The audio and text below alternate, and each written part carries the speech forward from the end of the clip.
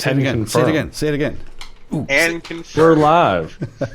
Fuck it, we're doing it live. Awesome! So I'm really, really excited to announce that we're live, and look who's here. It is, it's not Pendragon, it's not Vile Dawn. It is, in fact, you subscribed with Prime. What does that even mean? That's amazing. Yeah, enjoy it. Yeah, so what that means is that we're here to play some Deadlands. And it's been a really long time. We've been sort of going through stuff and rescheduling, and most of those complications are my fault, so I apologize. But have grown. Look at that. Thanks, Mike. Appreciate it. So I'm going to go around the horn before we get going and get neck deep into some pew-pew yeehaw. I'm going to start with Mike, because you're at the top right there. Yeah. What's going on, man? What's up? Not a whole lot. A little bit older. My daughter's graduating first grade this week.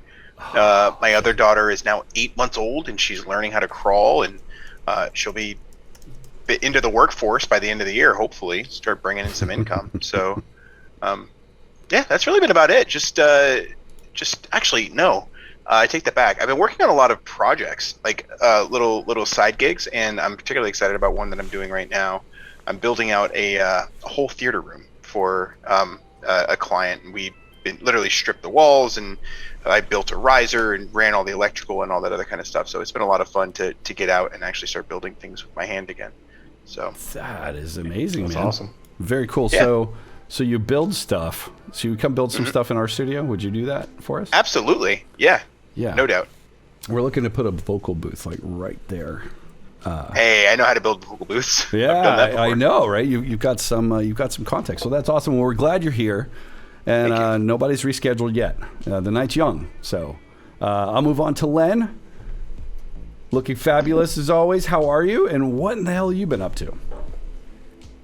Oh, I have done a lot over the last few months. I switched full time to my job at Portland's premier cool adult bowling alley, where I bartend and serve. I'm there a couple, 4 to 5 days a week, bartending and serving at Bayside Bowl, and it's awesome. Anybody visiting Portland should come in and see me. I don't know if any of our listeners as long as you're not creepers, that. As long as you're not those people in the comments. If you're those people, just don't see Byron me. at work instead. He'll take care of business. But no, I've just been doing a lot of that, just bartending, and we finally this past few weeks, as it has gotten nice here in Maine, we have been doing a lot of work on my backyard. I made a fire pit and did some yard cleanup and just did a lot of wholesome stuff. So I've been exhausted. I got bronchitis, but it was all worth it because that was regrettable.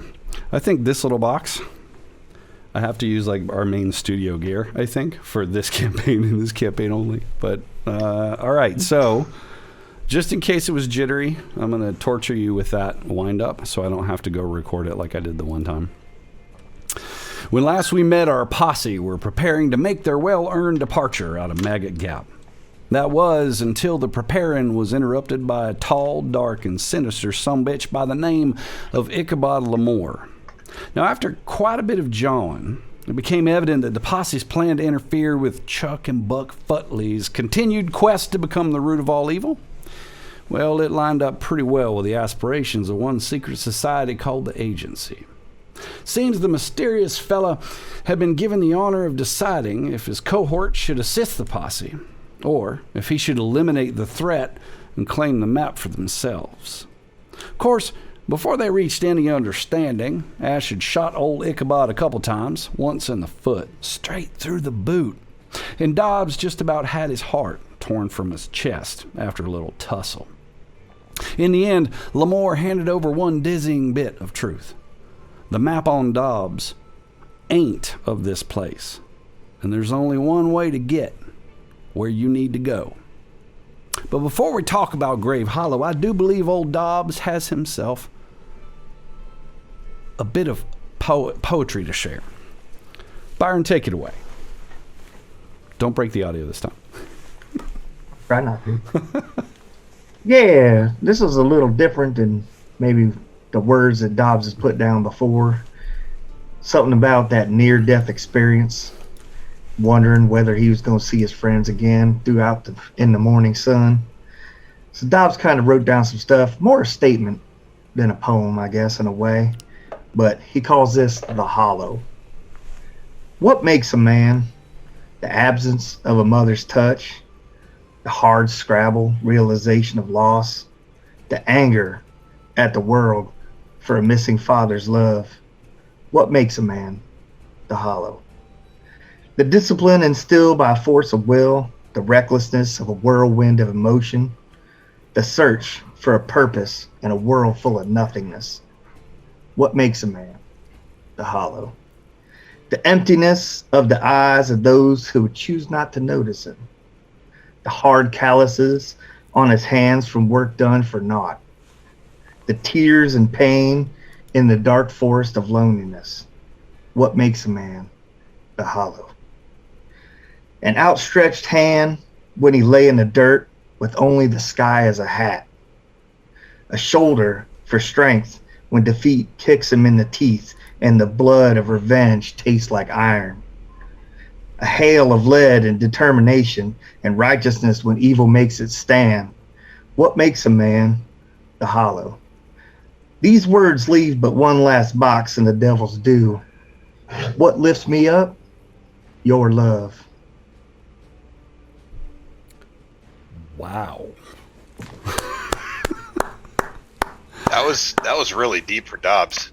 And That was if you were to look at his journal, remember he's illiterate. So the words that he's scratched in there only mean something to him. Like hieroglyphics. Yeah, exactly. it works. Cat it works. pictures. That is amazing.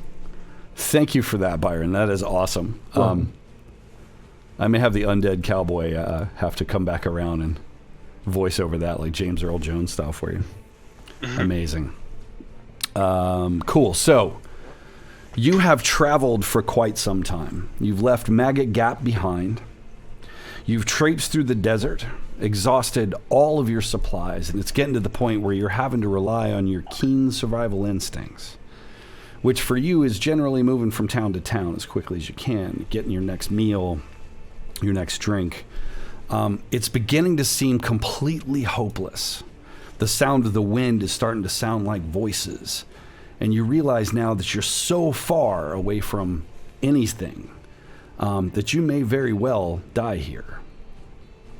So you've crested a rise. And ahead of you, kind of having to squint and looking into the sun as the sun's kind of starting to go down, you see the silhouette of tiny little buildings in the distance. And there's a sign. It says,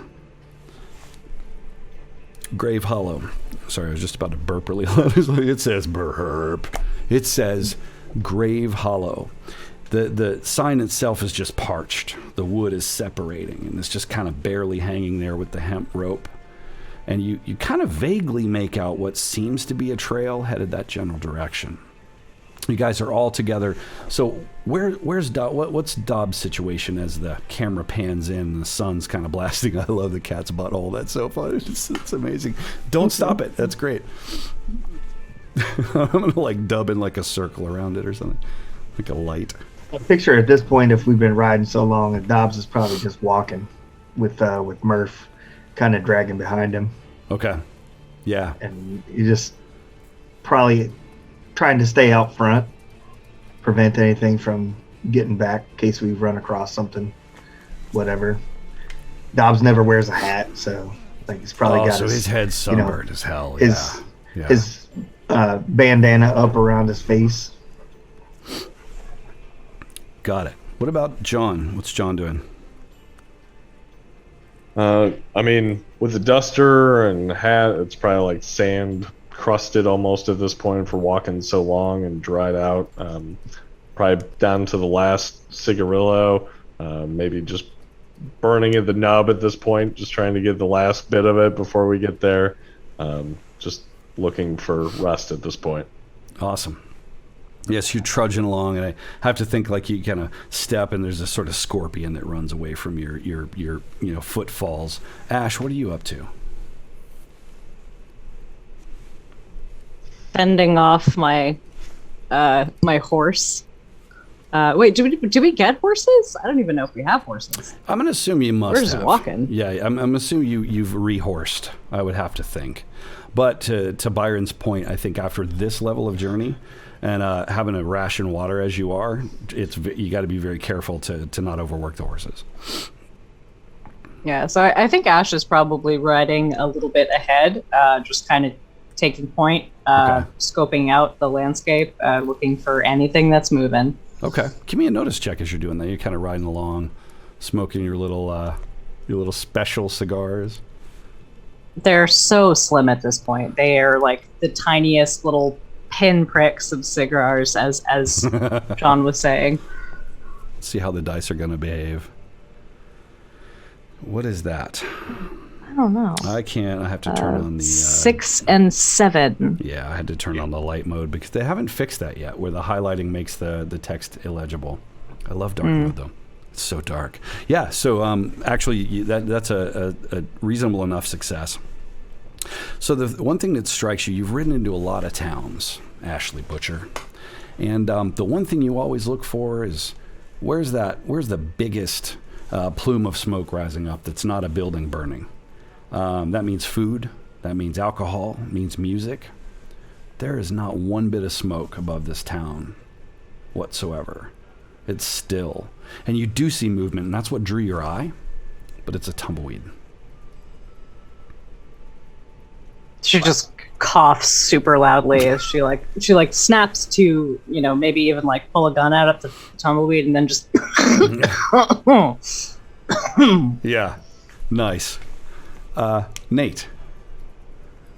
Yeah, real quick question. We talked about picking up Bart as sort of a payment for the conductor who runs this train. Have we grabbed him yet?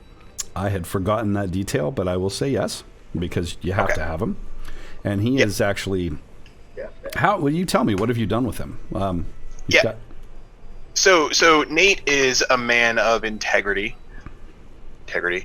And not one to sort of let down the guys when he's around people that are outside of his group. And so despite Nate being incredibly parched and being a little bit softer than some of these other guys, he's really feeling the trip. He refuses to let that show while we have Bart sort of in custody. Bart's his wrists are bound in front of him, but he's not being dragged or anything like that. He's walking alongside of us with dignity, just like everybody else. And Nate is sort of there with him, sort of lockstep, side by side. Nate's blazer's still all the way up. His hat is still as dust-free as he can manage to keep it. And he's just making small talk with Bart to pass the time, less because he's interested in sort of who he is and more because he's just bored as we're walking. So... you would get a lot of questions. And it's been just a long journey. It's days on end of being in the middle of nowhere. You start to get questions like, just like, I got to use the bathroom and I'm hungry, I'm thirsty, but then where are we going? Where are you taking me?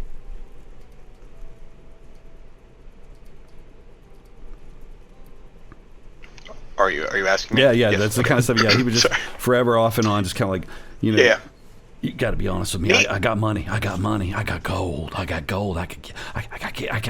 give you some gold. Nate is constantly trying to deflect his questions as playfully but as straightforward as he can. I got gold. Nate points over at Ash with thumbs over at Dobbs, says, does it look like we need gold? I think we're just fine.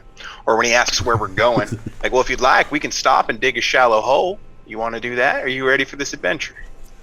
And just tries to keep the conversation moving without giving him an answer on the fact that we're going to this you're hollow. trying to keep him. Give me a persuasion roll, and let's see just how on board you're able to get him, since he's all kind of tied up and monitored all the time. Sure. Yeah.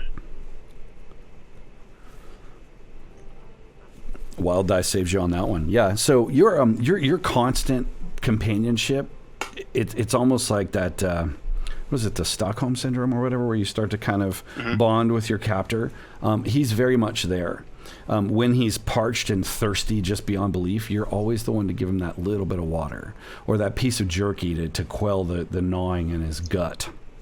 So yeah, and you know, he notices as you stop, because of course Ash stops and is surveying something in town. You're not sure what's going on there, but his eyes get wide and he starts kind of shuffling around on the horse. Nate, what do you do as you realize the train has stopped? Nate would likely be engaged in some sort of a conversation, and while he may still be speaking, he's no longer there in that conversation. He sees the sort of attention that happens in Ash, and he's seen it time and time again, and his ears perk up, so to speak. And he's sort of looking for cues from Ash being in front and maybe John off to the side of like, are we okay? So you're looking toward the town. It's a very small collection of buildings relative to many of the cities that you've been in, and you know, even larger towns out west. You notice the same thing on kind of reflection at Ash's reaction. The winds are just blowing sand through, and there's a tumbleweed here or there. You know, of course, there's this sort of desert scrub plants and things like that. It doesn't, from here anyway, it doesn't seem as if it's very populated. What time of day is it? Right about now, let's say it's about 4:30. Okay, so early evening, late afternoon. Yeah. Yep. Day's kind of coming to an end. You'd be arriving in town at this point. I mean, the distance you're at, probably somewhere around, you know, quarter till, if you push. What do you guys do? I'm going to kind of pull out a deck of cards and just kind of start shuffling them around and kind of muttering to myself to hopefully at least not draw Bart's attention. And I'm going to cast Detect Arcana and just see if I can sense anything magical about the, you know, scenery we're walking into. What is the range on that for your character, John? 24 yards. 24 yards. So do you wait to cast, or you cast it now? How far out are we? You're a lot further than 24 yards. It's like, okay, you kind of come up a rise, so it's several like hundred yards. Several hundred yards. The buildings are very small at this point. Got it. Okay. Yeah, I'll wait until we are closer, but you know, deck's out, starting to kind of just fidget with it as okay. I think everybody's a little bit on edge at the moment coming into this. Yeah, so you do that, and you know, you're kind of moving in. The one thing that strikes you, actually, Ash, because of your success on your spot hidden, notice, sorry, wrong system. There might be a stream. There might be running water. Now, gentlemen, she kind of like reins in her horse and stops and waits for them to catch up. Gentlemen, now I don't like the look of this place, but seems to me so there might be some running water up ahead. And Lord knows we all need a drink, especially the horses. And with that, you hear Murph literally when you say that is like, he just makes this horrible sound, this like dry, you know, sort of like strep throat sound. I say we proceed with caution if that's all right with you, Murph. And she like looks at him like, you'd swear he winks at you. You'd swear. And maybe he's got sand in his eye. You're not sure. She recoils back a bit.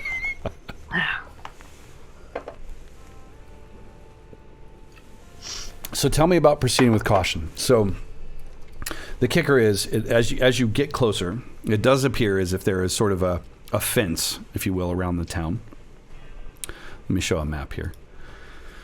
And I do not have a zoomed out version, so I apologize. I ran out of time on that one. You should be able to see, at this point, a very blurry, zoomed in version of the town. So this is Grave Hollow. Again, a very small collection of buildings, relatively speaking. You would be coming from the south. So approaching the stream first. There's a little footbridge or horse bridge over to the left here, if you see it on the map. There is a water tower here, which is probably pretty cool. The fence, though, such as it is, the sort of town gate, it's like a wrought iron gate with like Grave Hollow, written over it in kind of wrought letters. It's barely standing up. So as you approach, you realize that this is very much a ghost town. You see no immediate signs of movement other than tumbleweeds and the occasional like buzzard flying in the distance or something. What do you guys do? We're supposed to be taking a train to this place, aren't we? Yes, in fact, you are. I don't see any train tracks. Give me a notice check as you approach from the Yeah, you don't. You sure don't. Now with all this dirt, Yeah. So you kind of post up right about. Well, hang on. Let me make sure I'm on the right layer so I can move you. Oh, I can't do that from there. Do I have you guys hidden? No, we're there. We're on the map layer, right maybe? hand Yeah. corner. Yeah, we're. Are you? yeah, about 4 o'clock, I guess, 5 o'clock. Are you on the map layer? Yeah, of course you are. No, you're not. Wow, that's interesting. We didn't want Daytime. to get any There you closer anyway. Huh? Daytime. Yeah. All right, hang on. We don't need tokens. I'll do this while we're moving. So you're actually coming in over here, which I can't ping because I'm on the map layer, and apparently have no. So it's just to the fucking south by the word Dobbs on your map, right there. There you go. So you're kind of posted up there. The one thing that you notice is you're obviously near a barn where there's either a horse merchant or maybe someone who is responsible for like a vet or something of that nature. As you're kind of there, the water in the stream is in fact just trickling along. It's like you could literally step over it. At this point, it's very rocky and it's a little muddy, but it's water coming seemingly out of nowhere. It just kind of runs up from the north. John's gonna kind of walk over to the building to his north and just kind of quietly kind of walk along the wall, and if there's any window on that, just kind of like peer inside, and I guess do like a notice check to see if I can hear anything or see bodies. Is more of where his mind is going to. Skeletons, something Nice. of that You sort should be at able this to point. move you. So move you where you go. I can't seem to move. You should be able to move you. I can't select myself either. Controlled by Oh, so look at John. that. Okay. John, can you move you now? Yep, Okay. I can indeed. All right. Let me just. Oh, man. Technical difficulties tonight. Sorry, guys. Who's that? That's Dobbs. When you're zoomed out very small, they just look like little dots on the map. Controlled by Dobbs.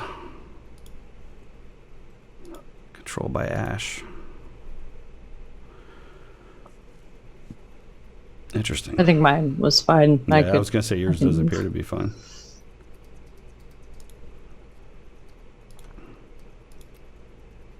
Mm-hmm. Dobbs, can you move you? I can now. And then Nate. For some reason, when I move me, though, it moves me and Mike. It moves Nate. Yeah, I got you. Okay. Oh, there we go. I got it separated now. Yep, you did. Mm-hmm. You the one person you show up as Mikey and everybody else shows up as their character. Okay, you should be fine now. Sorry about that. Okay, so everybody can move. This is weird. Can you move, Mike? I believe I can. Yes, I can. Thank Okay, you. please do. So you guys would be coming in here by the water. So Down here, yeah, okay. Yes, I'm just gonna drag you guys down here real quick. An odd echo somewhere. I'm hearing it now too. Really? Yeah, same. in Test? the internets? I don't hear any Maybe. echo. I don't either now. Oh, it's very faint. Okay. Cool. Internet's good. Love the internet. It's one thing you don't have at a live tabletop is somebody going like, hang on, Yeah. guys. I'm hearing an echo. Okay. There are definitely some challenges. After a lot of drinks. Yeah. Yeah, fair. Okay. Also, you guys, there we yeah, you're down at the bottom. I moved you. So you've come there. Your horses are with you. How do you approach this water? You just dive in and Nate? start just slurping it up? What do you... No, Nate would walk over to the edge and sort of squat down and sort of scoop up some water in his hands and smell it.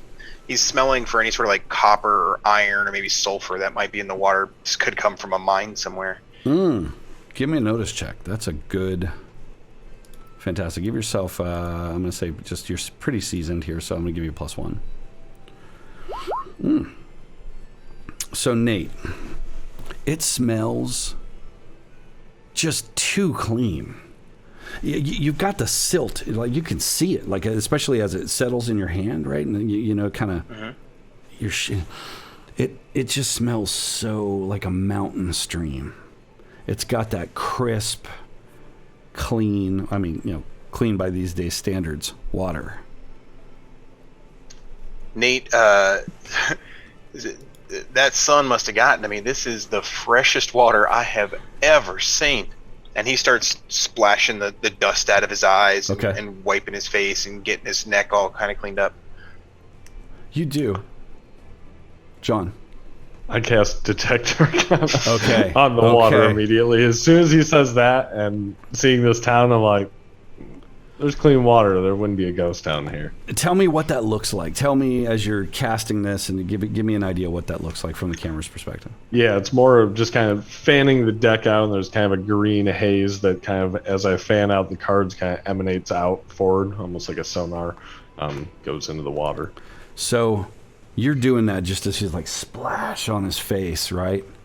And as the water hits his face and rolls down and your spell takes effect, you see behind the water that's rolling down, the flesh that it leaves behind is gray and dead and cracked. And as it goes past his eye and he opens his eye like, his eye is gray and looking off that way like just a dead eye.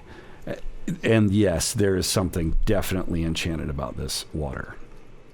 Did I not see, and I won't retcon what I've done, but did I not see that when I scooped it up in my Not one bit. the water? Did it Nope. not? No, this is a result it didn't of his affect my spell. hands at all. Yeah, this is a result of his spell. Got it. Right, yeah. So the rest, if you I've don't got see... no idea. Yeah, you're not becoming a zombie. It's just that's what's going on. Got it. But John, give me a notice check real fast, Nate, just real quick. Sure. If you know their Yeah. face flying off. So you do that, and you kind of look over, and John is just staring at you, something fierce. Yeah, I tackle him, or attempt to tackle him. Okay. And whip out my bandana or kerchief and like go at his face to like try There's to wipe plenty his of face. water here for you too, John. Just grab yourself some water. No, it's poison or something. He's, You you're okay? trying to And talk, I'm like- and you've got a mouthful of handkerchief. Like, Yeah. Nate pops up. He's known John for a long time, and he trusts John. But this heat and this beautiful, refreshing water, he's really struggling with like, shut up, John, and okay, I trust you. So he's just kind of standing there for a second, like. what So are you John, talking give me a about? persuasion roll. If you're successful, then then maybe Nate believes you. And that's a double one. That's a double one. You cannot use a Benny to re-roll. Nope. And no, hell no. There's something. You know what's crazy? You're seeing things a little different. Like the look in John's face, he's jealous, Nate. You see it. He's super jealous. He's trying to start something. He's trying to take, like, he would let you die of thirst. Nate sort of leans down and scoops up some water and sort of splashes it up at John, probably a little bit more aggressively than he intends. Says, help yourself, there's plenty. This is mine. He comes over and he starts continuing to rinse his arms now and sort of cool his chest a bit. Same effect as he cools his chest, and like, you know, where his chest, he's kind of unbuttoned a little bit to let the heat vent with his travels, get the duster off or whatever. You can see his fucking ribs up top and like his clavicle and all that as the water washes over it. Dobbs, Ash, tell me somebody's seeing this besides me. Now, hold on now. Hold on. And she flicks her monocle down and just takes a peek around. Yeah. So you don't, because the water's kind of trickled, what you do see is there's a couple spots on Nate that are wet. And his hand is wet. And he's like, he's standing there with his hands like there. He's just like, he's still in that expression. That, what the hell? His fingers are fucking skeletal.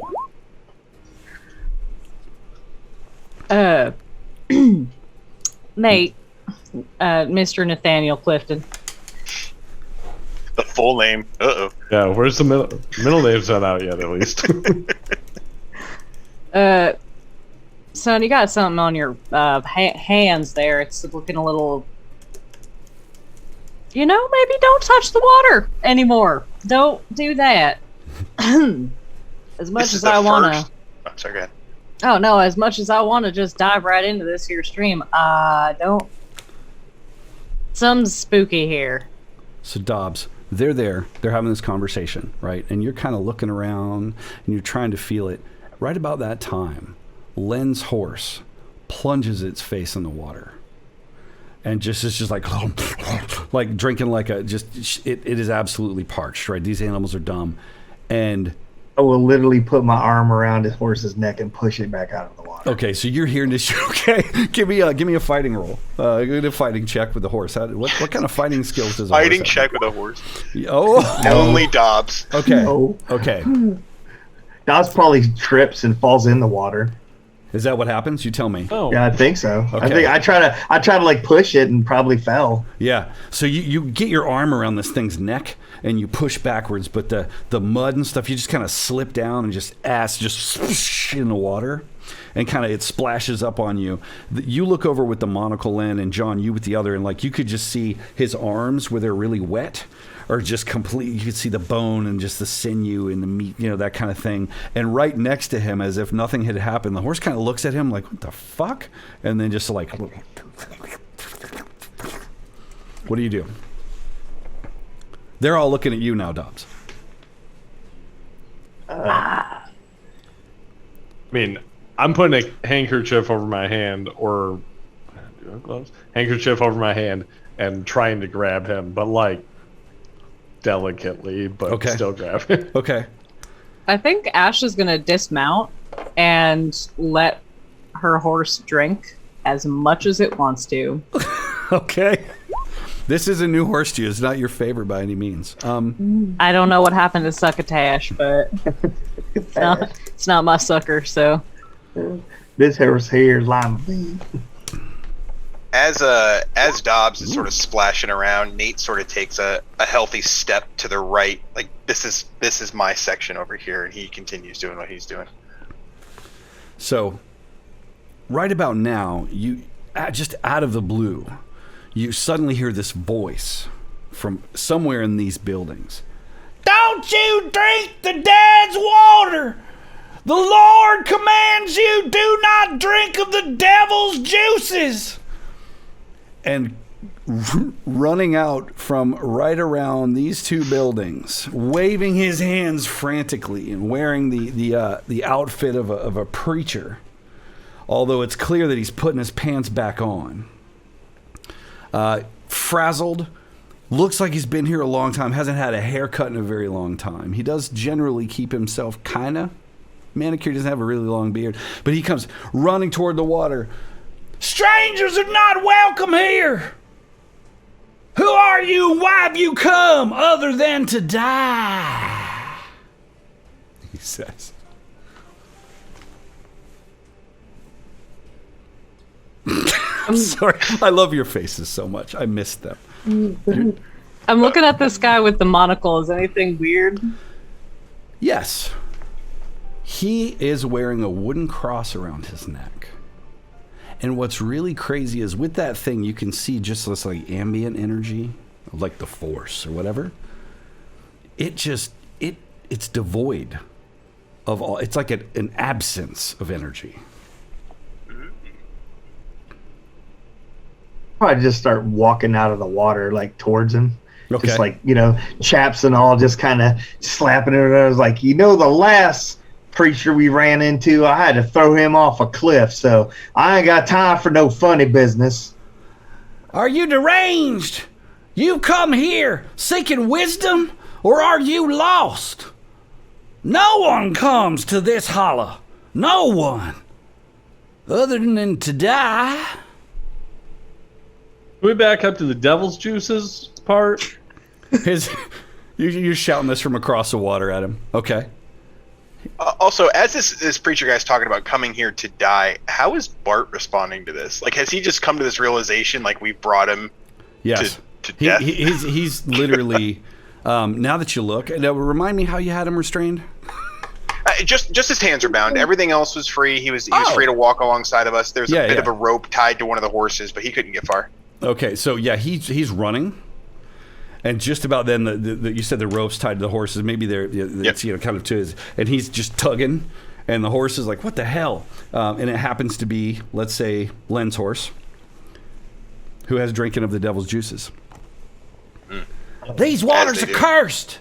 These waters will take your life, take your soul in a way that even the Lord can't get it back for you. As he does that, all right. I turn over back towards Bart and pull out my gun and just shoot like a warning shot, like at 20 feet in front of him. Like 20 feet in front of him. Just like quit it. Listening to the man. To wait, you shoot in front of Bart? Over it. You shoot in front of Bart or you shoot in front of the preacher? In front of Bart. Okay. But telling him to quit running away. We're listening to the man. Give me a persuasion That's roll beautiful. at +2, please. I love that. We're all just over it. It's just like, shut up. I'm talking to the crazy guy right now. I think Jason found a way to give us his die roller from Yeah, I this did. Wild Dawn game. That was what my test was, is to trump to ruin all your rolls.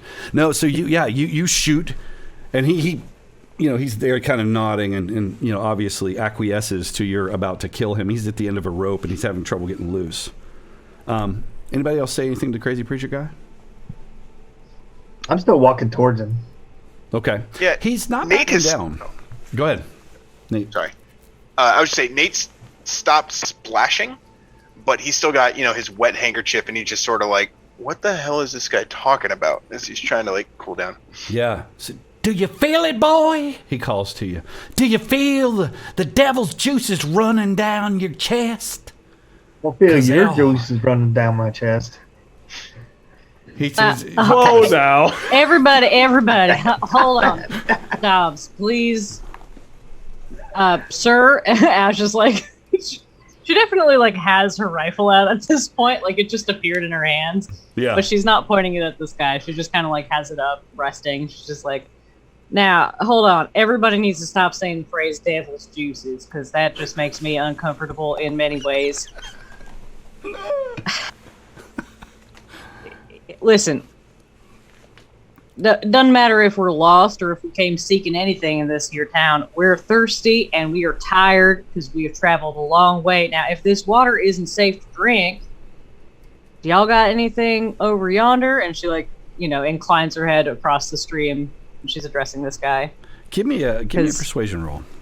Oh yeah, 'cause that's my specialty. Today it is. Yeah. Missy, you look tired. You look like... Wait. I see you. He ignoring Dobbs for a second, he takes a step forward. I see you. And he kind of holds his hand up in your chest region. But he doesn't because that, never ends well for anyone if Dobbs is around. He's kind of motioning like this, you're sick. I'm so sorry, but you've come to the wrong place. No, I think I'm exactly where I'm supposed to be. Not yet. No. Sweetheart. He reaches out toward your cheek. Dobbs, what do you do? I'll take his arm. Okay. Give me a fighting check. Probably completely take his arm. You just snap his arm off. Like he Holy won't have it shit. anymore. Chen's gonna be jealous here. Wow. No, he gets it. He gets the whole arm and everything else attached to it. Let's see. Both arms, actually. So, yeah, sorry. Let's see what his wild die is now. So, yeah, you do snag his arm as he reaches out. And, oh! Jesus, help me! Jesus! Oh, sweet. Boy, you better unhand me. Otherwise, I'm going to unleash the fury of the Lord unto you. He says. He's gritting because you're hurting him, clearly. So you're going to hit him, like hurt him. I'll hit him. Okay. I'll hit him. Yeah, so that's roll. Wow. Okay. That is a raise. So you're going to roll for damage. Literally cannot go anywhere. You're going to roll for damage, and you get bonus damage because you got a raise there. So you can click the roll damage button. Yeah. Okay. So tell me how you kill him. Tell me how does it go? Like, it's just, you grab him by the arm, and you're just like, "Duh!" I grab my arm and I just like punch him as hard as I can. Yeah. And you see his eyes head probably cross. spins around. Yeah, his spins. You hear kind of like a, and you see blood fly. And as he hits the ground, he looks up and he says, "I've been waiting a while. I knew it'd come soon enough. I waited long enough." And he just barfs out some blood onto your boot.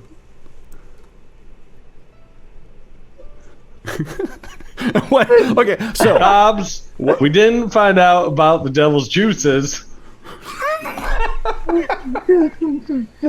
Nate's just bathing in them over there. Now we'd have nobody to convince him otherwise. I'm just trying to shake him up. Nate looks disappointed, like just disappointed. Last guy hit, didn't even feel anything, so I thought ramp it up a little bit. What? Now, Dobbs, here's the thing, and you ought to know this about me by now. Y'all don't need to do that. Like, if a man is trying to touch me or something, like I got it, and next time you let me handle it, because chances are I'll put a bullet in his foot and make him stagger away. You just killed a man with your back. Dobbs. I mean, what else would I use? What? That's not necessarily the point I'm making. I wasn't trying to kill him. He didn't have no fortitude. I look around and over my shoulder as if there might be like a sheriff in town that is now coming for us, and do I see anything? Yeah, what's crazy is in the moment that sort of you're looking around, everybody's kind of looking down at this guy, and his neck's a little weird and crooked, and he's dead, and it's just. And you can hear the call of a buzzard you see kind of flying in the distance. Maybe a rattlesnake nearby. It's kind of thing. And the tumbleweed literally is just like cruises by. Is that a tumbleweed or his head? Yeah, exactly. Exactly. Too soon. I carefully step over the river or stream, Babbling Brook. There we go. And go over to the priest and like loot, but also quickly drag his body into the stream upstream of Nate. Give me a notice check. So you're gonna loot, you said. So you're dragging him. You're dragging him. Okay. So the one thing that he has, he's got a decent enough belt, but he's real thin. So you might, you might challenge. Actually, you're probably pretty thin. It'll work out well enough. It's a nice leather sort of tooled belt. Doesn't have any weapons. Doesn't have any money. He's got this damn cross. And the crazy thing is, when you take it off his neck,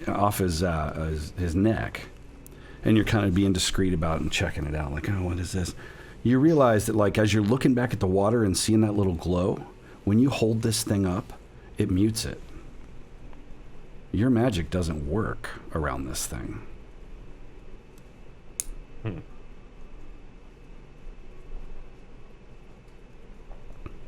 Do I notice John, like, doing this? Give me a roll.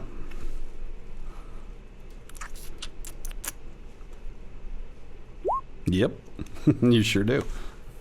You notice. At what point, though? I'm going to let John decide. At what point does she notice? When you realize it, or when you're first looting him?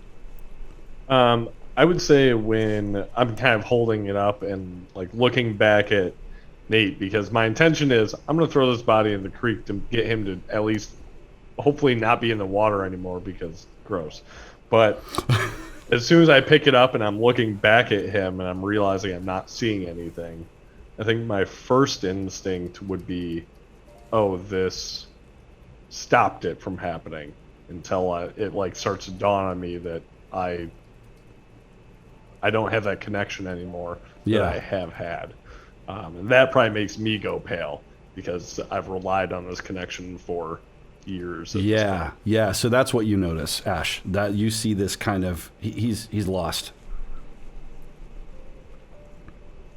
What do you do with it?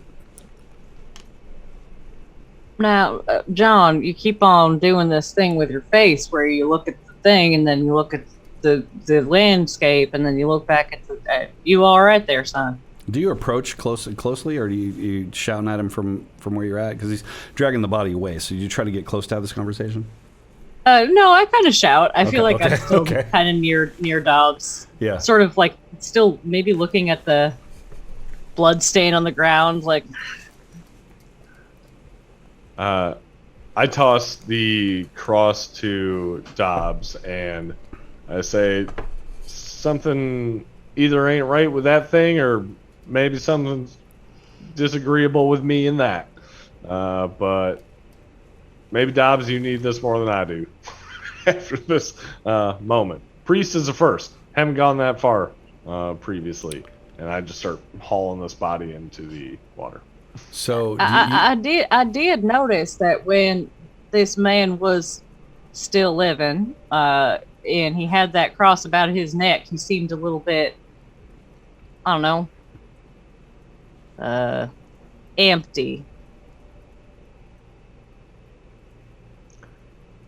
Taking the cross off of him, like when that happened, was there any noticeable change in the priest? No. Okay. You have arcane knowledge. You can make an arcane knowledge roll if you like, and let's see if you. I don't know how much you study this sort of stuff. Your background is more. Let's see. Would that be like a spell casting? So you should have that as arcane. So you came back. No, yeah, shit. What is it? It is. Make spell casting for now. That works. Okay. As I'm reading. Okay. So only just, I was hitting you with -2, but you got right at 4. So there are things that can protect you from magic. And it strikes you that even in certain cases where it's not offensive magic, it just nullifies. And best you can tell, that's what's going on with this simple hand-carved cross. Interesting. So you go to drag the body away. Dobbs, you're in possession of the cross now. What do you do with it? Pocket. Okay. Put it in your pocket. Comfy. Nice shape to have in your pocket. So, John, how far away up the stream do you go? Do you drag him? And what do the rest of you guys just watch him like? Oh, yeah. Not very far. Pretty much just right up the water from Nate to try to prove a point. But while I'm kind of hauling that, I'm going to openly share that, some of that cross, it feels like it nullifies connection to magic or something. I'm not sure if that's good to protect you or Sorry. What, but That's might me. be worth holding on to. Okay, better. Sorry. My monitor turned itself off. So as you splash this, but you say that and you're just like, and you're just like, kind of grunting as you're dragging. I want to, and you heft him into the water, and he just kind of like flops over limply. And he's there, just like, because dead bodies are just slack jaw, right? He's like, and the water's just, again, it's a stream. It's not a river or anything. It's just and so the water's kind of hitting him in the face, and it's like into his mouth a little bit. The blood kind of running out of his mouth from where Dobbs, murdered him. I just looked at Nate. Nate turns to Bart and sort of gives him like a, can you believe this shit kind of a look, and just grabs his rope and just let's walk on over. And so he's kind of walking Bart over toward John so we can cross the stream together. So you say that, and just as you do, you start to kind of hear this like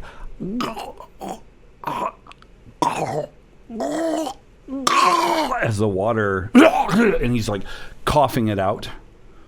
And then right there before your eyes, John, you are only feet away. The rest of you are a little further away.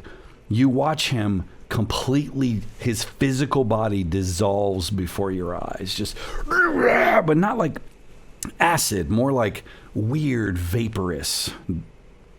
And left behind is this weird apparition that John and Len can, and Ash can see, because you still have your spell active. Ash has her monocle down. And he just sort of stands up and he straightens his shirt, walks out of the water toward the north. So I see the body dissolve, but I Yeah. don't see the apparition, right? Correct. Nate jumps 10 fucking feet in the air. He just yelps. What the hell? And he starts tearing off his soggy shirt and he throws his hat down. And he's trying to distance himself from this water as quickly as he can. You let go of Bartholomew's rope? Yeah, he's still tied to the horse. It was sort of like a lead thing. But yeah, like I sort of grabbed the rope and like, all right, let's go. And I see this and I just, I forget everything. I forget the act. I forget the cool head, everything, and just start tearing off anything that's wet. And it's been a couple minutes and you've been very focused on something else. But as you glance, you're just kind of checking to make sure everything's okay. You realize that the horse is dead, laying next to the water. Just, it has fallen over with all of this going on. And Bartholomew is just like, God. Yeah, anyway. So, Ash, what are you doing? You see this. I go over to the horse. I love it. You're like, oh, there's an apparition. What the fuck? The horse is dead. Okay. So you move over to the horse. Yeah, she's kind of like keeping an eye on the apparition because I feel like she can still see him a little bit, like walking. And then she just kind of like goes over to check the horse, sees that it's dead, and then is just like, oh, I don't even know. You know what? Hails, let's go. And she just walks after the apparition.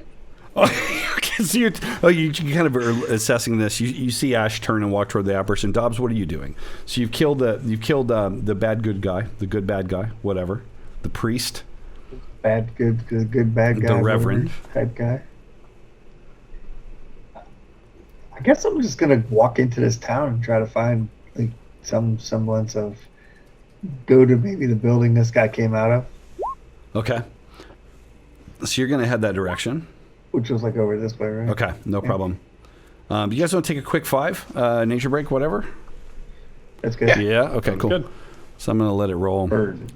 We normally don't take nature breaks in this game ever. It's like we're wearing diapers. No, we do that weird thing where everybody sort of like walks away independently. We try to pretend that they're not part of whatever we're doing. Yeah, it's like there's a catheter. Yep. I was debating that. It's like, I need a refill.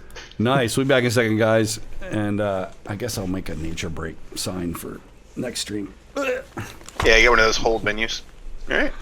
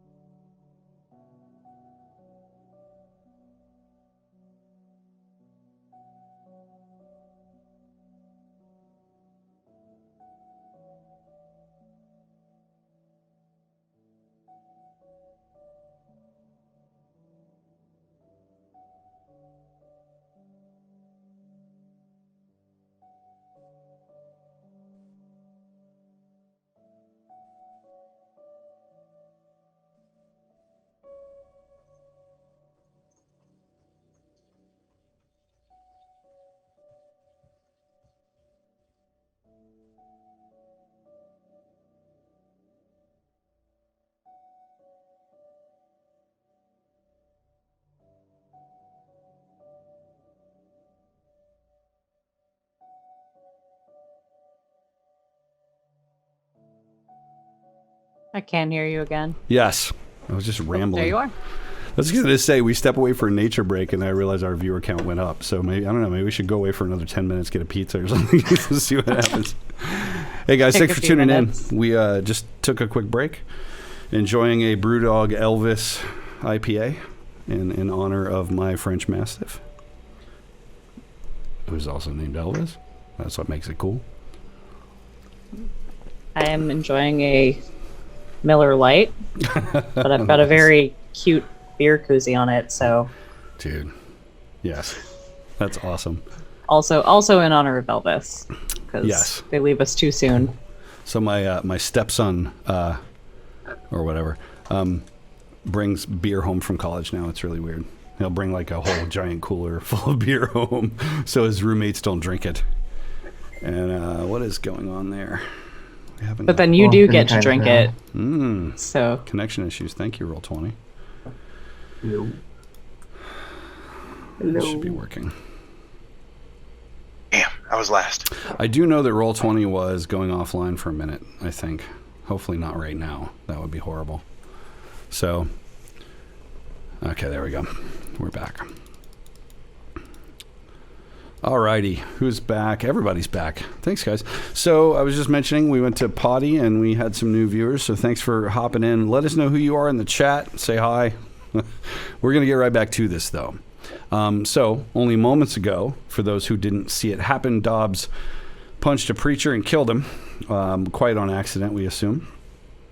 They've discovered now that the water of this river, or this stream, I should say, is brook or whatever, is cursed in some way. And yeah, so Dobbs, you were heading up into town. Ash was following the apparition. What is John doing? And the sun's going down, by the way. I'm kind of like giddy almost of looking back and forth, like I see a literal ghost in front of me, which is pretty cool. But I also was right and Nate was wrong.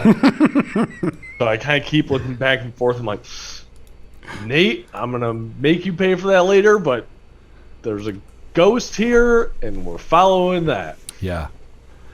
So the ghost itself is following the water. It's going this way. So it walks kind of past these stables. Dobbs, you're heading up between these two houses. Nate's standing there, like half undressed, dead horse, dissolved preacher, and you guys are just meandering that way. And Nate genuinely can't remember if he drank the water or not. He's like, am I going to die? Where's everybody going? And he's like frantically grabbing his stuff and trying to like run to keep up. He's freaking out. So as you're trying to run to keep... Bart is like, hey, cut me loose. I think we can agree that this has gone wrong, and that I should be allowed to go ahead and just find my own way. Nate goes, shit. He turns around and he unties the rope and he ties it up around his waist. Come on. Just drags him along. You haven't seen wrong yet. So you start to you tie it around your waist, and give me... how would this work? Give me a persuasion roll. Let's see if he... Wow, okay. If you need my help, you could just ask for it, he says. I think we've become good enough friends. We can figure this out. I ain't gonna be no damn help to you tied up to your waist. I'm no animal. All right, but remember, if you're not here with us, you're back out in the desert, and there's nowhere else for you to go. Nate sort of unties the rope and drops it.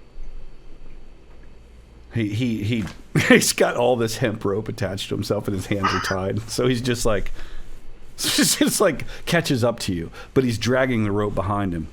Couldn't tie the rest of the rope. He holds his. What about these? I can help. John, I was trying to catch up to you. You think you're close enough to hear this? Yeah, I would think so. Okay. So Nate just sort of like turns to John and gives him one of these, like. Out of character, do we know what Bart was convicted for or accused of? We just know he's a bad man, I think. Yeah, we decided not to ask because we didn't want another Teddy situation. fair. Sorry about that. Didn't want to fall in love with your. Hey, this is like. Oh man, he could be Teddy 3. Teddy 3.0. Teddy 3.0. Shut up, Teddy. I'm not Teddy. Yes, you are. You are now. Yeah, I just kind of shrug and say, well, if he's not tied up, not much he can do. He's seen what we can do. Hell, he saw what Dobbs can do with one fist. So, can't imagine Teddy here would be trying anything too dumb. Or Bart. I'll look at him with an eye. Yeah. So Nate sort of nods in agreement and unties his hands. Be like, no, I think Bart's smart enough not to do anything stupid. I imagine Ash is like quite a ways away now because she's like booking it after this apparition. She like calls back over her shoulder. She's just like, "Y'all know I love a moving target." She like has the rifle. And he would know, like, we're crazy. As this apparition is moving, can I take a look around with the monocle and see if I can spot anything that looks like train tracks? You sure could. Give me a notice check at +2. Oh, sorry. My cat's making moves here. Yeah. So you'd be 8 and 7 respectively, I think. Correct, because I already have the +2 to notice for my alertness edge. Nice. So yeah, you look, and as you round the building here, and you see the footbridge, you look up, and off to the left, so back across the footbridge and up to the north, just a little ways further, is in fact a railroad platform. It is very much worse for the wear. Right, it's just been blasted by the elements. It doesn't have the benefit of some of these inner buildings in this town. It's out there by itself, and it's hard to see the tracks. But yeah, you see it. And it's overgrown. Doesn't look like a train's come through here in a very long time. Is this? Am I seeing this all like with just my regular sight, or is this specifically because I'm wearing a monocle? I think it's your regular sight. And perhaps a magnification thanks to the monocle, but that's about it. It doesn't seem to be magical from here, I mean, or anything like that. It's just like a building. Yeah. Once again, over her shoulder, she just kind of, "Hey, gentlemen, I think I've found our destination."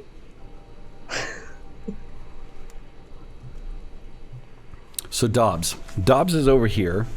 So you've noticed as you kind of look over your shoulder, like maybe you're even mumbling to yourself. Look over your shoulder and you realize your friends are gone.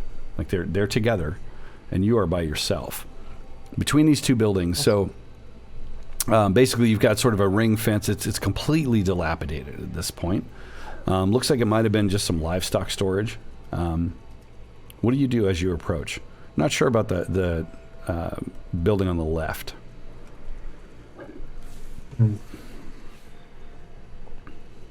I guess I'm gonna check in. You said this is some sort of storage or something. Well, so in the back, it looked like it was more like personal livestock. Maybe they sold animals for food, something of that nature. There is, in fact, like sort of that dilapidated wood porch around the front, and the door is just barely hanging on. There's an old barrel bound with super rusty iron. It's kind of there. Yeah, I'll probably check Thor. it out. Go in, see what a building. Okay. So you kind of round the front, and you give me a notice check as you round the front. Where did my character sheet go? Oh, there it is. Take a moment of silence to say hi to Thorg. Thorg is here and realizes that Ash is being attacked by a desert wildcat. Love it. Yeah. So, you're very kind of curious about this building. There's probably something going on around. You kind of scan the town as you open up. You see that central hangman's platform. The jail is kind of right across from that. It does in fact appear to be like a merchant's house. Someone that might sell maybe some chickens or whatever. There's no clear indication though, after all this time.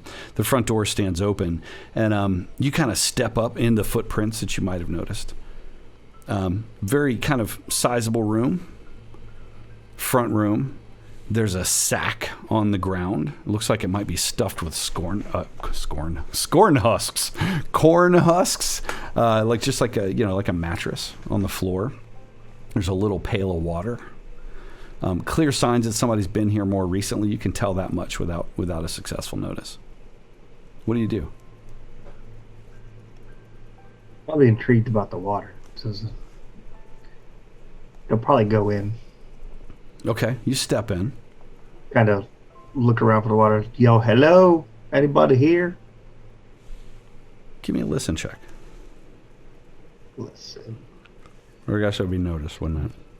I keep crossing this, and Right. I've been like face deep in Call of Cthulhu rules the last couple of weeks, so sorry. Heard. Nope.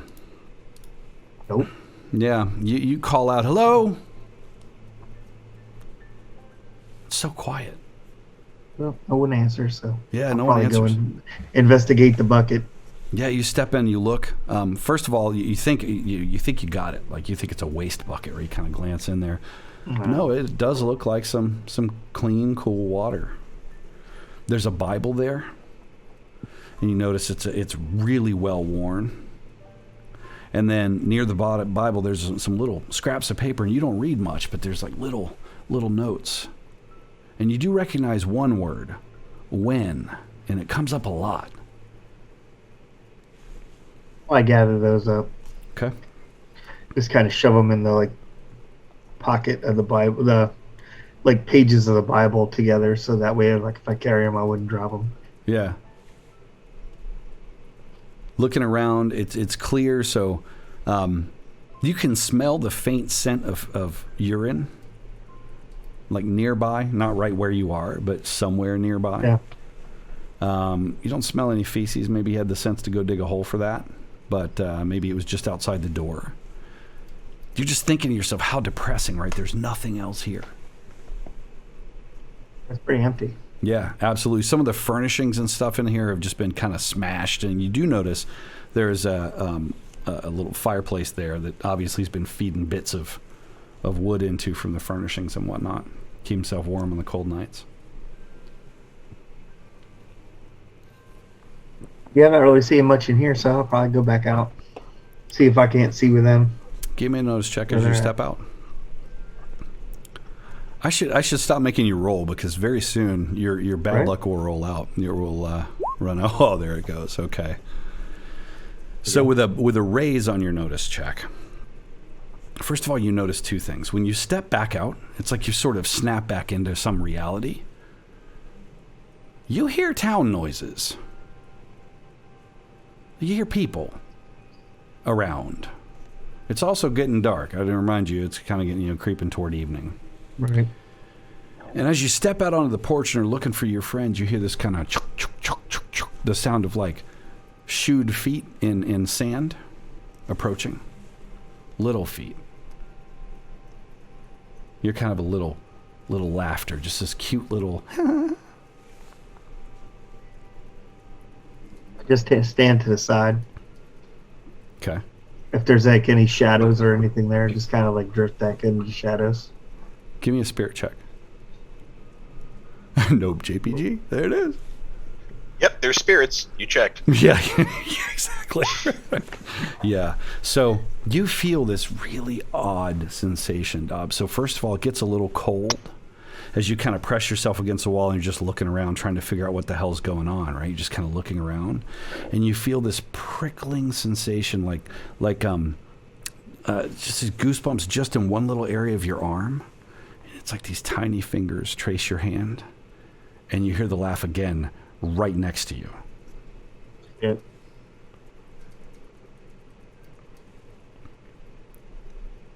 I'm probably just gonna move back towards where they were.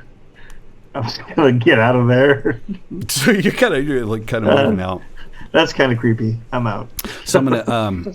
So you guys are kind of standing off to the side, sort of having this conversation about look, there's this train station, and you see Dobbs kind of steps. You sort of backtrace along the water there, and as you're moving, you're kind of approaching the water. You're getting closer to the water, and you can hear the chick chick chick chick chick behind you, and it's starting to scare you worse. Give me a spirit roll. It's like that moment where you concede the fight or flight, you concede to flight, and then during the flight it just gets worse and worse. And I'm probably running. Yeah. So you could hear Dobbs kind of like talking to himself, like, just running along. You've got this, so you see him running along the water. How do you guys react to that? He looks like he's seen a ghost or heard a ghost or something.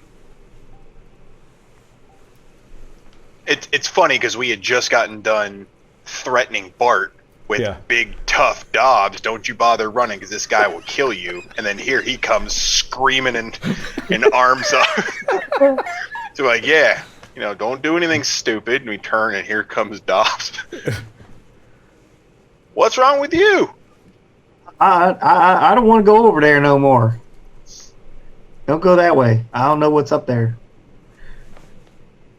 What are you doing wandering off? We're trying to... Well, I was looking for anybody else. Did you find anyone? I don't think so. You don't think so? I'm not really sure what I found. I found this Bible. I'll hand him the Bible. It's got some writing in it. As most Bibles do. It's all... No, look. There's like pieces of paper with words. Yeah, they're called books, Dobbs. That's how that works. Pages. No, there's other pages I put in there. Like letters or notes? Yeah, that. Like your poetry? No, this shit's creepy. Well... So, my poetry's dope. Yeah. Sorry, can we back up to you aren't sure who or what you found? Right. I just heard some stuff, and then, I didn't want to be over there no more. Well, let's get on over to the train station. I mean, I don't know how any of this That works. sounds like a good idea. Yep, let's go. Ash, Okay. scrutinizes Dobbs. I don't think she's ever seen him this shook. So as you're walking and you're scrutinizing, he keeps kind of looking over his shoulder and just cross-checking. Interestingly, Dobbs, it occurs to you as soon as you cross that footbridge and you're heading out toward this train station that they found kind of north of town, it stops. Like it's not going to cross the water. Everybody give me a notice check, though, as you come together now and you're kind of really on edge and looking around.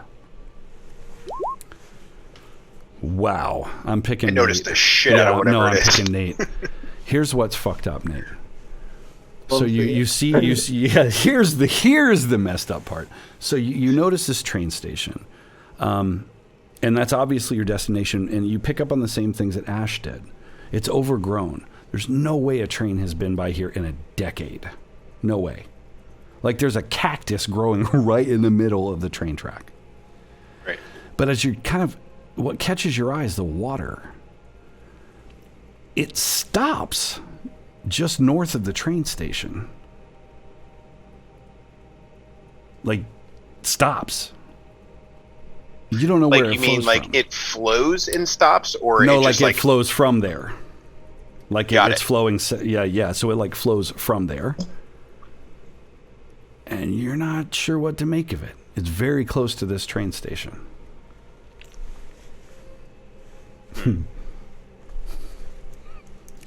Thor's gonna make me pee my pants. That's funny. What do you do? I mean, I don't know that Nate would really know what to make of it.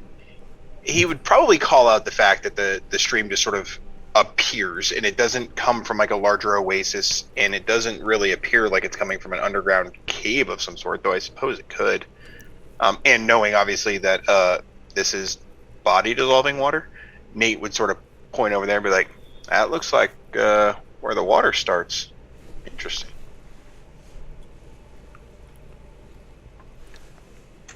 What do you guys do? So you got the train station, and very, very close to the train station is this thing that he's pointing out. With that, and the way he describes it, you absolutely all see this. It's like, yeah, maybe it comes out of the hill there, but it's hard to tell. I mean, it's... Some sort of spring. Maybe. What do you do? I mean, I would keep walking, especially probably away from whatever scared Dobbs, because I want to remain on the mission, but in the back of my mind, it's more of, I'm not fucking going back there if he's scared of something. So I'm going to keep going, investigate further, and I kind of walk up to see, is it a spring or a well or something like that, or is it something we're just not seeing? Yeah. So, do you have focus on the off chance? The skill?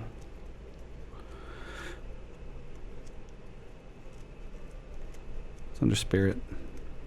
If not, give me a spirit check. I'll take a spirit check.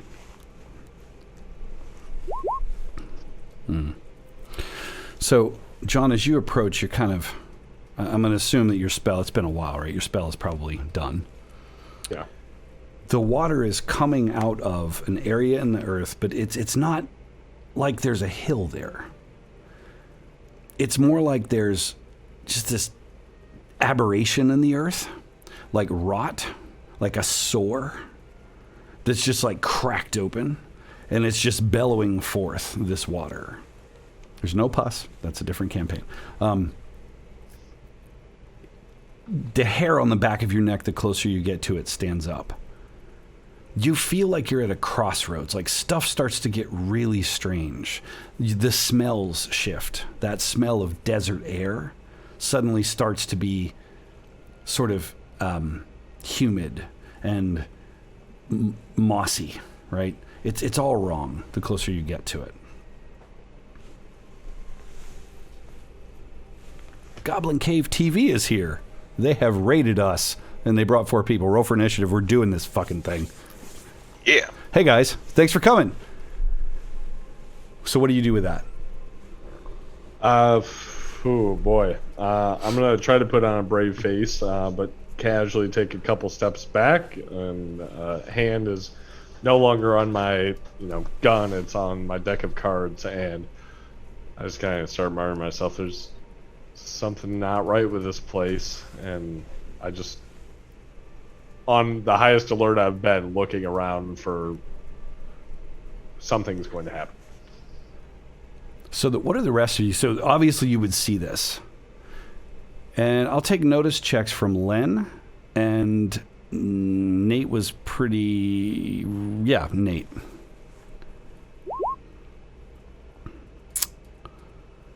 Ash.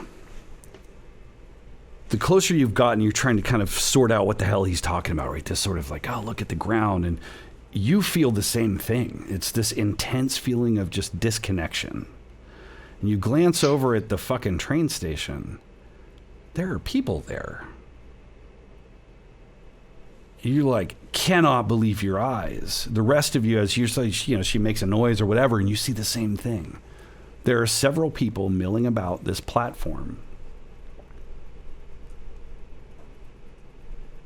Oh, hell. Looks like we are in the right place.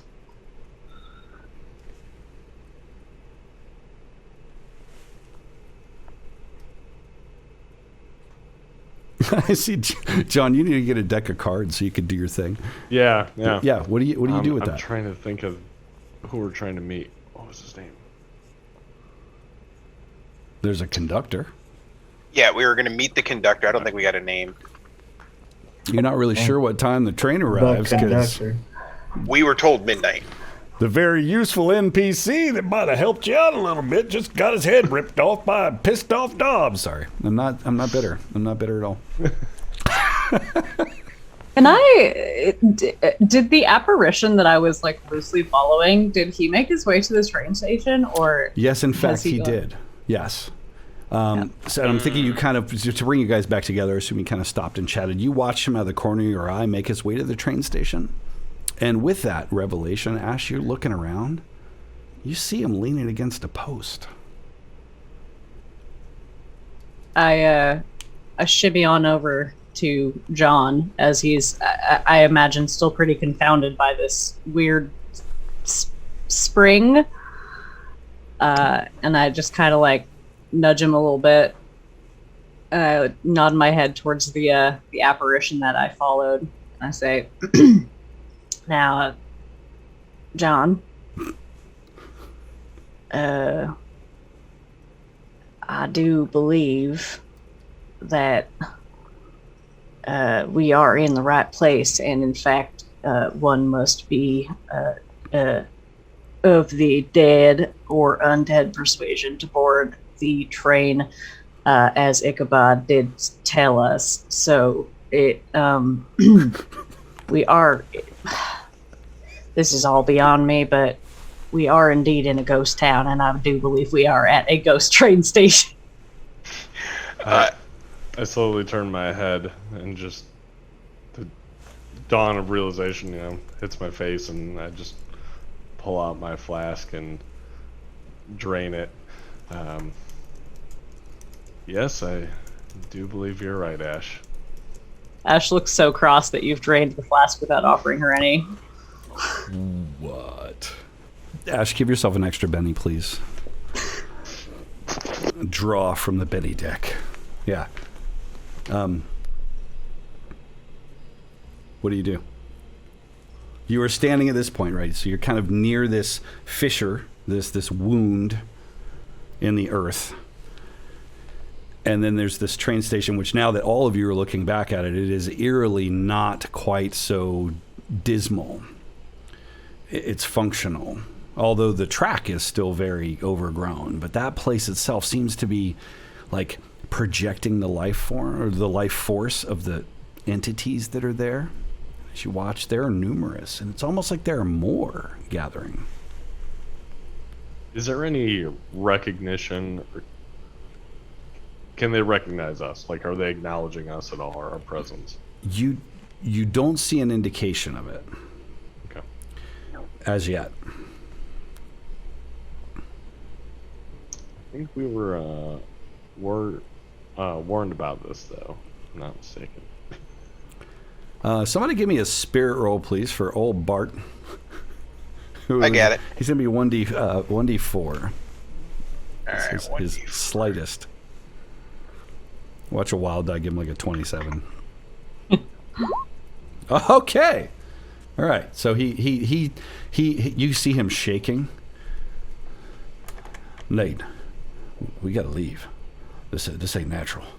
Good Lord didn't mean for folks like us to see this. I don't know what I ever did to you, but we got to leave. Bart, where do you expect us to go?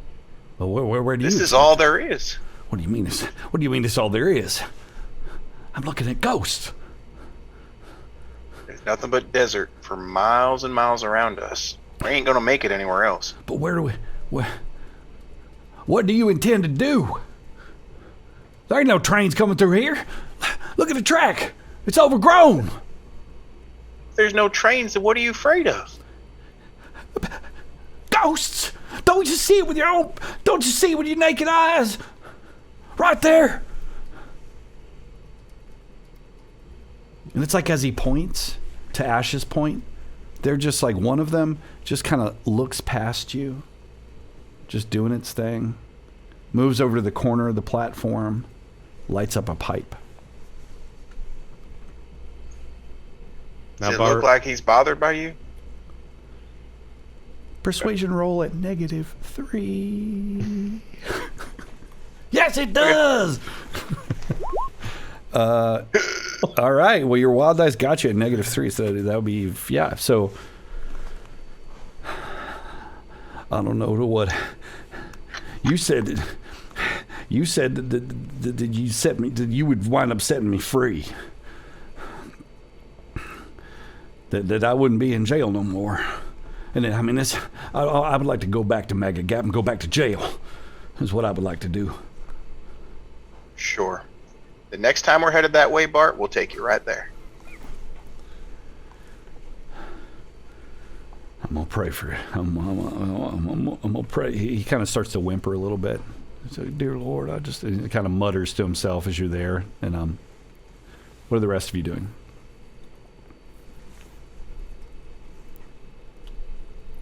I want to look around to see like what the rest of these newcomers to the station are doing. Because you said people almost seem like they're gathering here. Are there any like new faces? Like, do I recognize any of them? Like, who are these people?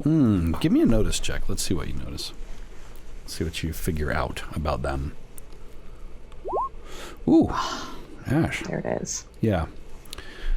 So the first thing you notice is that even with the monocle flipped up, you see them. The second thing, and I'm assuming you guys are just kind of standing off to the side, and you're not necessarily proceeding that direction, but they're there, and some of them seem like echoes from the past. You don't recognize any faces, but in some cases, the mode of dress is so 10 years ago, right?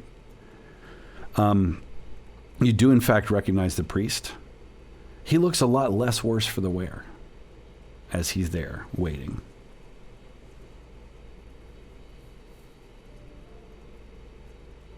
Yeah. The other thing Gentlemen. you should notice is there's a person that you see between and betwixt the crowd. Like every once in a while you catch a glimpse nearest the track. You're on the opposite side of the platform from the track. Looks like he might be wearing a uniform.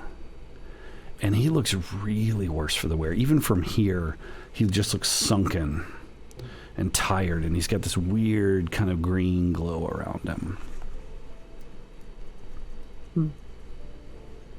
I think that Ash at this point like knows that out of anybody else that she travels with, John is probably the one to like pick up on this type of stuff.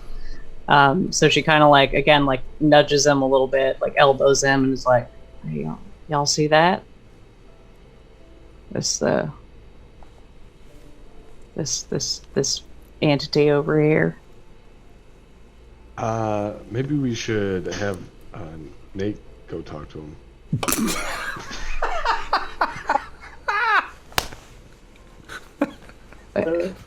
I never known you to shy away from these situations before, John. You doing all right? Nate does have a tongue for these things.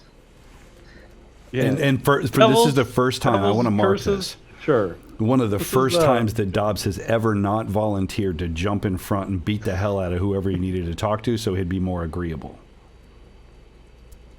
Nate, how are you taking this?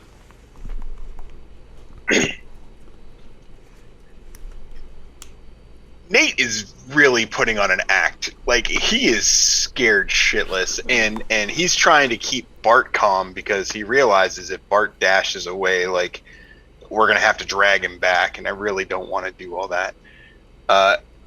He starts listening to these guys like, okay, all right. Nate doesn't want to do it, but he sort of nods his head in agreement. You're right. I probably am the best man for this. What should I say? I believe that we are trying to finagle passage aboard the incoming train at midnight. So perhaps that their what's the word? Yeah, I'm blanking that too. Ticketmaster? I don't know. Keeper? .com. Yeah. We're that link in the description. Affiliate link with Ticketmaster. Clerk. We got this. Oh no. Yeah. Nate sort of. Oh, right. Yeah. If I remember correctly, Ichabod said that we had our ticket right here. And as he's sort of like fussling with his buster, he sort of points over at Bart. All right, y'all stay close. Sort of like nodding over to Bart, and he's like, "I'll be right back." And so Nate wanders over there By himself. alone. By himself. Okay. Yep. Who's watching out after Bart? I'll watch him. Oh, will you? Okay. Do you do anything with Yeah. what? Did you see that in chat, Byron? Oh yeah, I saw Roll it. 20. Okay. I was trying to think of how to react to it. Yeah.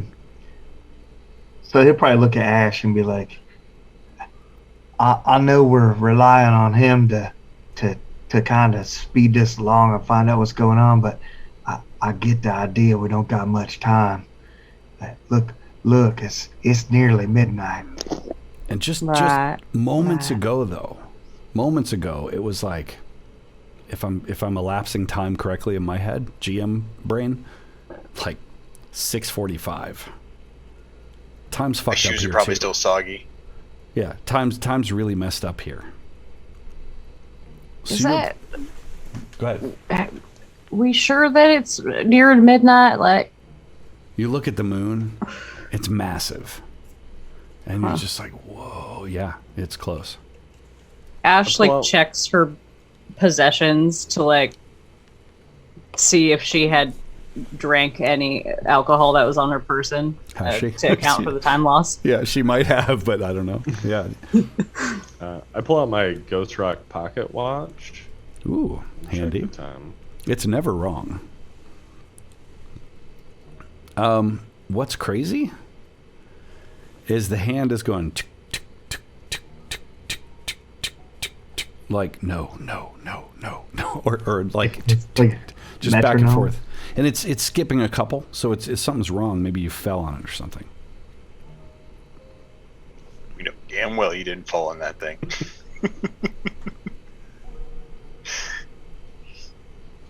Dobbs is probably getting a little anxious, so he's probably got one hand on the rope that leads to Bart, and he reaches his other hand in his pocket and grabs a hold of that cross. So you do. So he point out that Nate untied Bart. So Bart is standing there of his own free will. So he's next to you. There's no rope attached to him. Oh no, I'm sorry. Okay. That's not right. That's not right. Did you untie his hands? You did, didn't you?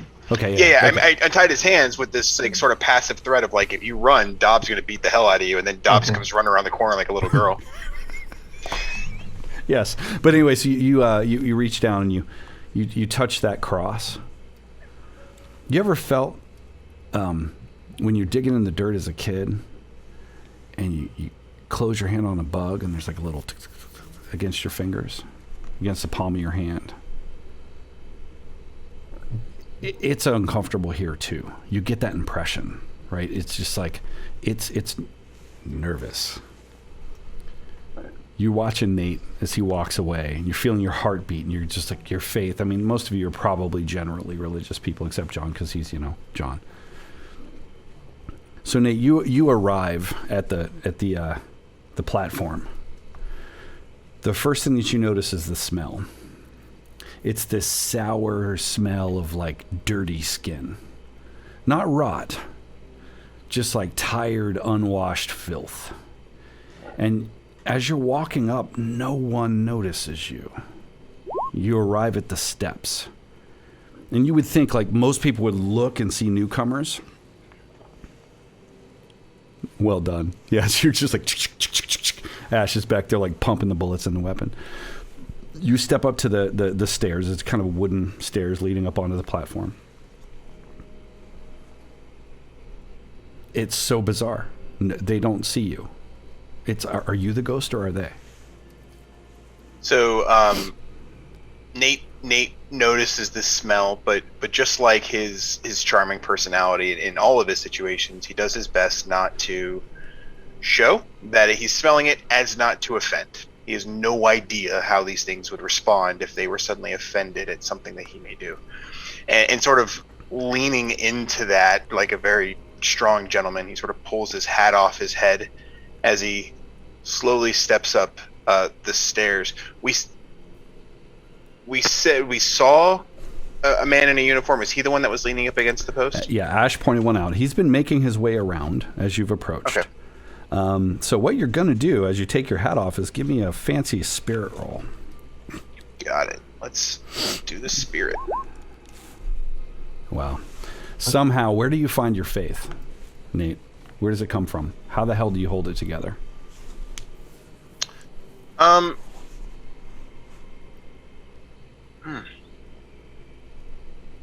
Is it God? Is it friendship? Survival? What is it?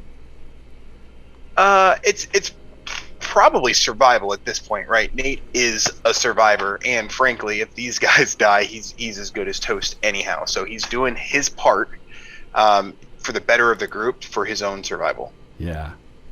So you step up onto the stairs, and there's this moment where, picture if your brain tells you it's going to be wood, but your foot experiences water. It's like this wavering in reality. As you step down, everything seems to just kind of shimmer like a puddle. You take that step up, and all of a sudden the sound of the platform comes alive, and it's something completely unexpected. It's like people's voices and like what you would expect at a train station, and like there's, you know, noise and kids and wind and whatever else. Stuff that was not present here. As you step on, all eyes turn, and they're not friendly. They're hungry. Oh. And they just, as you step up. What do you do? I think the first thing Nate would do would be to look back. Like, did I lose them? Are they still there? Are they still within eye shot? No, you see the town, and it's fine. It's doing town stuff. There's smoke. There's this really weird kind of odd purplish cast to the sunset, which, geez, it's almost midnight. You didn't notice that because you were walking. Okay, never mind. So there's this weird purplish cast to the sky.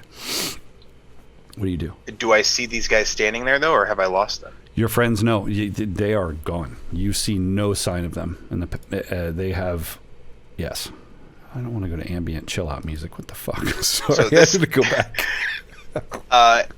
Yeah, obviously this sort of sensational overload that just sort of happened all at once. What I'm seeing, what I'm smelling, what I'm tasting, what I'm hearing, all of that just comes to life. And Nate panics, and the first thing he does is looks for his rock, which is these guys. Yeah. And he turns, and they're not there. And Nate, his knees buckle just a little bit, and he's clutching his hat tightly, and he's got his cane in his other hand. And he turns and he notices that everybody is pretty aggressive and pretty angry. I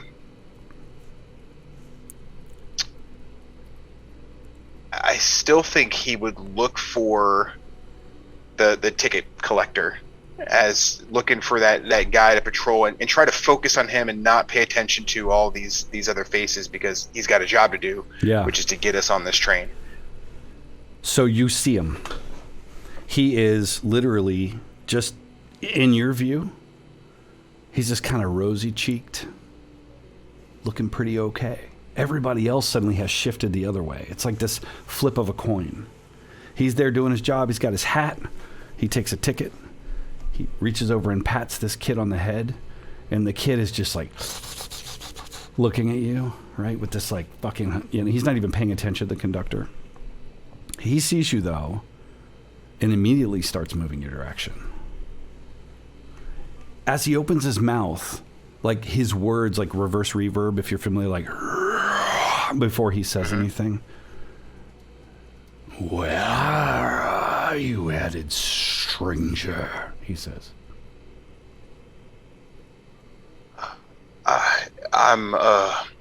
Nate is really, for the first time in a long time, finding a hard time to like actually form the words. We were sent here by a Mr. Ichabod. He's part of the agency, and I was told we could see.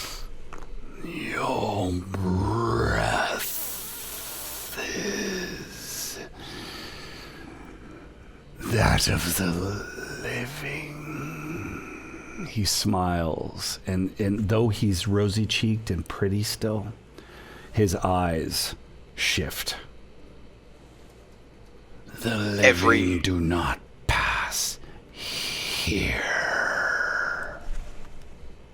Every hair on Nate's body just straight up.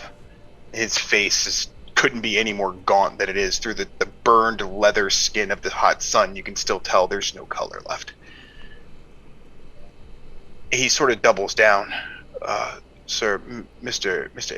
Ichabod Lamore, he sent us here. We have payment. We have payment. Sold. It's like in this second, like these horror movies where like the ghost is like in your face. The toll, he says, as he is right there. You bring with you the toll for passage. You're looking around and realize all these other fucking ghosts are like ganging up. They're waiting for a signal. Nate swallows hard, like audible, cartoonish gulp. and he sort of like he sees a window of opportunity. He tries to use his social skills to like leverage that. Yeah, I do. We have passage. We have toll. Mr. Bart.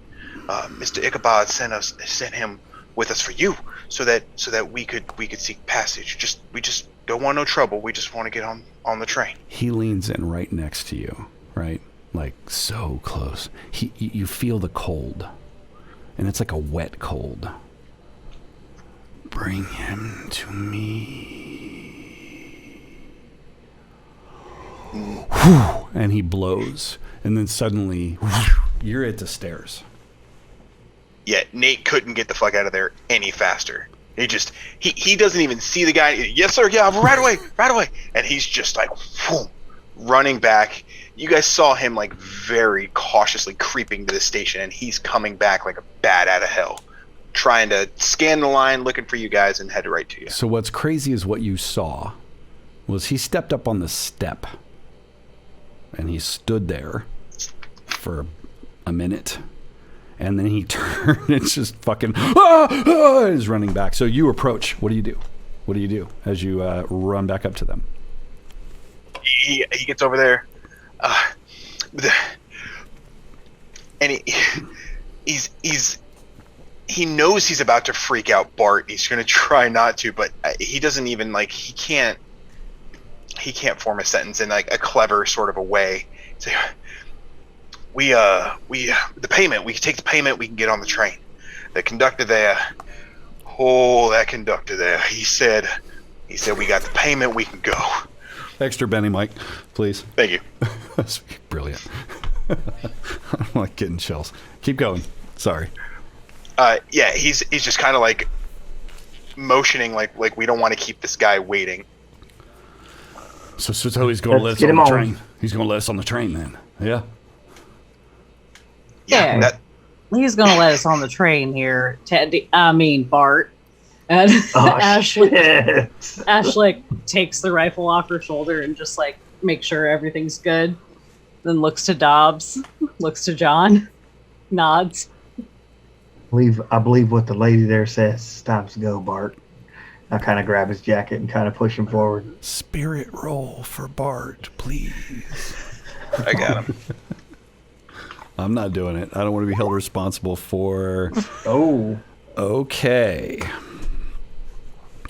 So you're urging him, and he starts to read into things. Give me a notice check at D6. Let's see how far he reads into things while I open my whiskey, because that's the only way I'm going to get through this. Stress me the fuck out. Am I making this? So, no, he's... Now, I don't like the way you're all looking at me. I don't trust this train. I don't even see a train. Tell me. Nate, he steps up to you. Now, I like to think we become friends. And, you wouldn't lie to me, would you? It's going to be okay. Isn't it?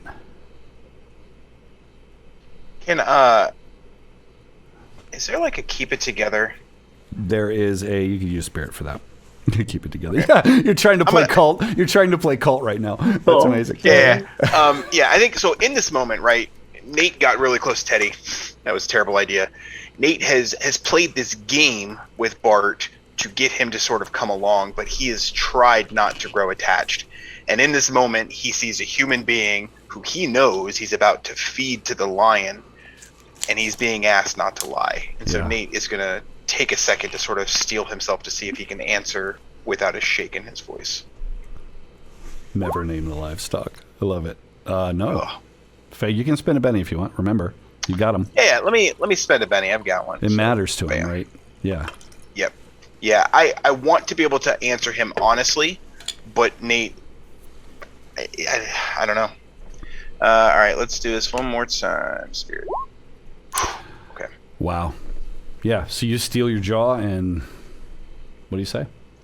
Nate takes a second to sort of steel himself, and he looks Bart in the eyes. Bart, it's all going to be okay. Let's go get on that train. We'll go together. Yeah. I expect I owe you one for getting me out of jail. I'll repay this favor one day. I promise. And he stares you down. You feel it. You feel the weight of his stare. And he pats you on the chest. And he turns and you all head toward the platform. Yeah. So as you step... Dobbs kind of whispers under his breath, maybe sooner than you think. I'm not gonna let him have a notice check. I'm not gonna let him do it. So you step up onto the platform, all of you. And so you can replay these various things. Each of you steps in, and it's a very similar thing where you're noticed as soon as you make contact with the wood and the stone of this specific platform. All of these entities that seemed otherwise oblivious to you shift and turn. And it's like the conductor, though, is waiting. And they're all around in that same sort of like half circle where they were observing the conversation with Nate as you all walk up. Everybody give me a spirit check, please. Yeah, you guys may notice Nate sort of cringe before he steps to the thing, kind of knowing what's going to happen. Yeah, looks all good. Okay. So just a less than 5 second reason. Dobbs, how are you holding it together as you see this? It's clear that you're surrounded by ghosts. 5 seconds. How are you holding it together? He's probably holding on to that cross. Okay. Just and you're squeezing to the point where it's probably cutting your hand. Like, yeah. John, 5 seconds. How are you holding it together? Just fidgeting real hard with all these cards. To the point where I probably start actually dropping a couple of them. Yeah. Ash. Hands on the rifle. She's ready. So as you step up, the conductor kind of moves up. And again, he's the only one here that looks like pretty. Like he's fine. He's kind of pudgy cheeks. Like awkwardly rosy. As he steps forward. Which one of them is it, Nathaniel? Nate notices that he never actually shared his name, but he just files that away. And he turns to Bart and he looks him in the eyes and he says, "It's gonna be okay, Bart. It's gonna be okay." I assume. I don't actually know. He's right here. This is the guy. So, all of these entities close in. Instinctively, you kind of push back between them, right, as they move between you and, you know, in some cases through you, making you cold and leaving you with some ectoplasm, some like moist skin, as it were. You watch as they tear him to shreds and feast on his fucking body. Just, and it is screaming this inhuman. He sounds like a pig being ripped apart, and he's staring at you, Nate, the whole time. The whole time. And ultimately, his throat is fucking severed, and he can't make noise anymore. And there's just this air coming out through the viscera and the liquid that remains of him. How does that set with you guys? You're just chilling. You're just like, oh, like. May I make a spirit roll? You See may. how that. I throw up. I was actually going to say the same thing. I think Nate, that's knowing the what episode he just title. did. I throw up. Yep. Ash, why in the hell did you get through that so easy? Ash has taken a lot of lives in her day. And she watches this, and there's a minute where she might have looked away, but then she just, like, white knuckles her rifle, and she just watches.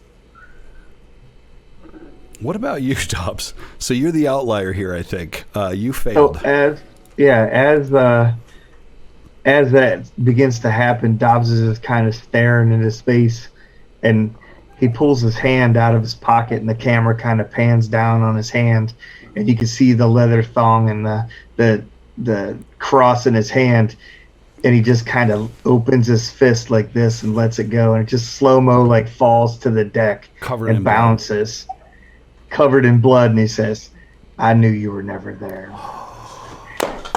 Oh, I peed a little. That was amazing. Okay, so Take all my bennies. They're yeah, yours. extra Benny for you. So they're just jittering and like fasty facing and moving, and suddenly there's just nothing left. Nothing left. No ghost.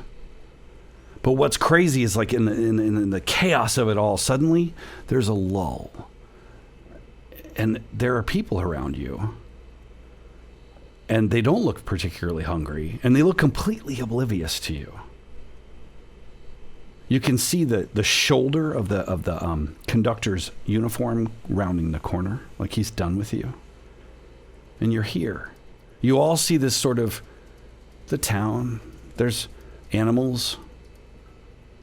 There's a church bell in the distance. People waiting for a train.